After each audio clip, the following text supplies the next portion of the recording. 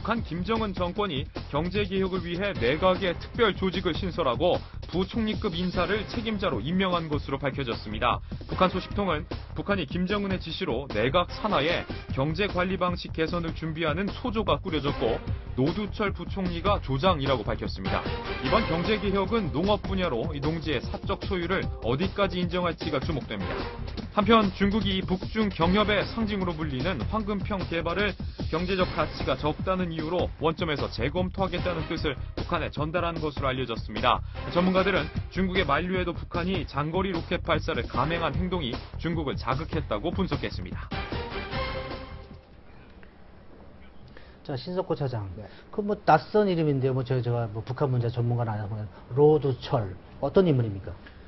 노두철, 북한의 아주 그 경제통 엘리트 관료죠. 우리로 치면은 재경부 마피아 정도 될 것 같습니다. 이 경제 관련된 정부나 당 조직에서 오랫동안 일을 했고요. 59세의 나이로 2003년에 내각 부총리가 돼서 지금 10년 가까이 내각 부총리를 하고 있는데 경제 담당 부총리인 것 같고요. 그 다음에 이제 그 국가계획위원회, 북한은 이제 어쨌든 사회주의 국가이기 때문에 계획경제를 하죠. 그래서 그 계획경제를 세우는, 경제를 계획하는 국가계획위원회 위원장을 2008년에 맡았습니다. 그래서 지금 이제 내각의 경제 담당 부총리 겸 국가계획위원회 위원장이죠. 재미있는 일들을 많이 했는데요. 그 2004년에 용천역에 폭발 사고가 났거든요.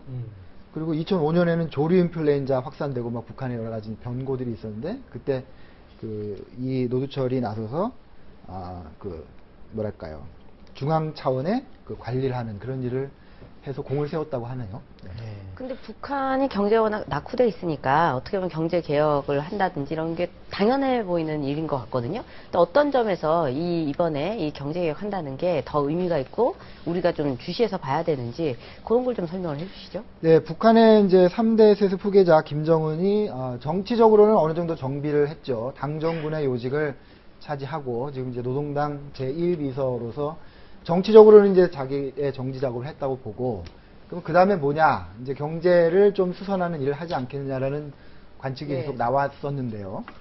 오늘 이제 종합일보 보도는 그것의 구체적인 증거를 두 가지 제시한 겁니다. 그 베이징 특파원이죠. 이현진 특파원이 취재를 한 내용입니다만, 지금 말씀하신 그 노두철 부총리가 팀장이 되고 북한의 경제를 어떻게 좀 개선해 보자 하는 그 소조를 만들었다는 겁니다. 올 초에 만들었고, 팀 이런 얘기인가요? 그렇죠. 북한 말로는 그룹바라고 하는데요. 네.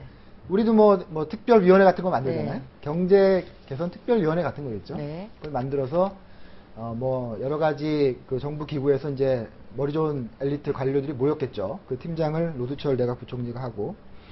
근데 이제 중요한 것은 이게 올해 초, 그러니까 북한의 3대 세습 체제가 시작된 올해 초에 이 조직이 만들어졌고, 그것이 김정은 제1비서의 특별 지시에 의한 것이다 라는 것이 오늘 기사의 이제 핵심입니다. 그리고 또 하나 더 한다면 가장 시급한 것이 결국은 먹는 문제 아니겠어요?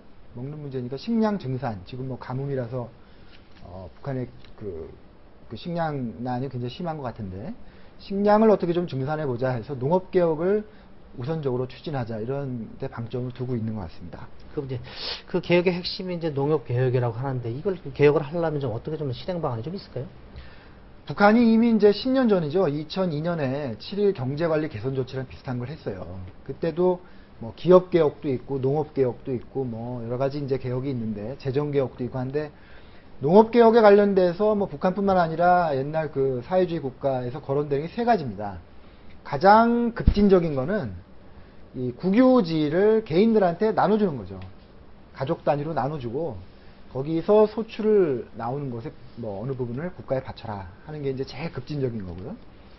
제일 뭐 그냥 뜨뜨미지근한 거는 지금의 협동농장 체제를 유지하면서 대신에 그 농장을 운영하는 거는 좀 자율적으로 해봐라 라는 자율권을 주는 거고, 그 중간에 있는 조금 덜 급진적인 조치는 협동농장 자체를 여러 가지 그 분조로 쪼개는 거예요.